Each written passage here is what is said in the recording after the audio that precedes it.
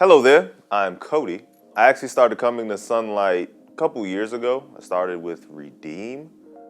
That was a good time. I went for a little while. At that time, I was still kind of like reluctant on being a Christian in the whole nine. Years go by, and then Saran started to actually come here.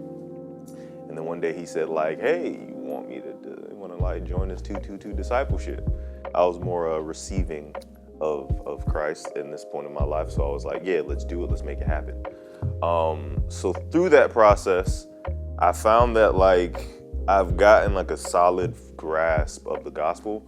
And I thought that was really helpful for me in my journey, especially understanding how sometimes reading the Bible could be super daunting, but having a tool that can allow you to at least understand the fundamentals of what it's really about can definitely give you a clear vision on what you're supposed to consume when you're actually reading the Bible.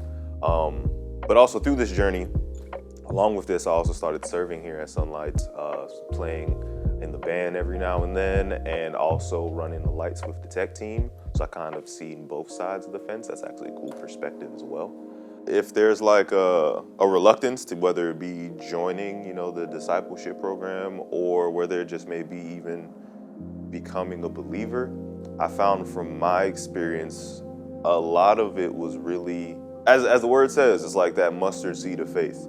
And what's crazy about a mustard seed is how small that seed actually is, but once it's actually planted, the pods then plant more seeds in the ground. It continues to grow and keeps doing these things. So you just walk in there with a little bit of faith and you find that one person that you feel drawn to, kind of leaning on that, just using this little mustard seed. And then for me, that kind of what allowed me to grow into who I am today. So I say just lean in on that little inkling of faith. You don't need much, you just need just that much. And I'll say that's what allowed me to kind of get where I am today.